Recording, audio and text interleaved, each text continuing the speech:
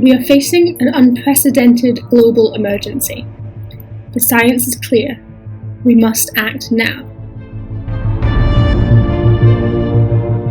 Human activity is causing irreparable harm to life on this planet. Many species are endangered and go extinct, or at least committed to it by the end of this century. We are facing a mass extinction event. Everything, from the air we breathe to the water we drink, from the earth we plant to the food we eat, the beauty and the diversity of nature and of psychological well-being will be compromised by the political and economic systems that promote and support our modern, consumer-focused lifestyles. We must radically and immediately begin reducing emissions and improving carbon absorption, drawing it down and locking it up again. But we can't count on our politicians, who keep failing us, keep failing in their duty to act on our behalf, focusing instead on profits and economic growth. In fact, our carbon emissions are still increasing, our forests are burning, our pollution is the world's largest environmental cause of disease and premature death. Human activities have caused the planet's average surface temperature to rise about 1.1 degrees since the last 19th century, but particularly in the last 35 years.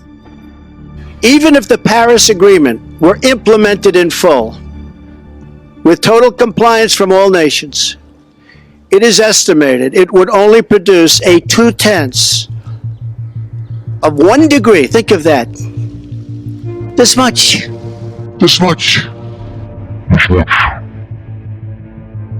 As the global temperatures rises, we see an increase in extreme weather events such as heat waves and droughts. Globally, the past 4 years have been the hottest on record, and the 20 warmest have occurred in the past 22 years. Sea level rise, desertification, wildfires, water shortages, crop failure, extreme weather, mass migration are what we are facing in a way that we have never seen before. We must act like if our house is on fire, because it is. We should never have allowed things to get so bad. Over half of all emissions in history have happened in the last 25 years. While our governments have been talking about dealing with the problem, the government cannot be allowed to continue to kick the ball into the long grass by setting the date for decarbonization at 2050. We need to start acting now. The 2025 target forces us to do that because we don't have 30 years to turn this around. 2050 is not what we are asking for. We are already too late to prevent massive destruction and loss of life. Droughts, floods, wildfires, typhoons, and cyclones are more frequent than severe, killing people and destroying communities right now.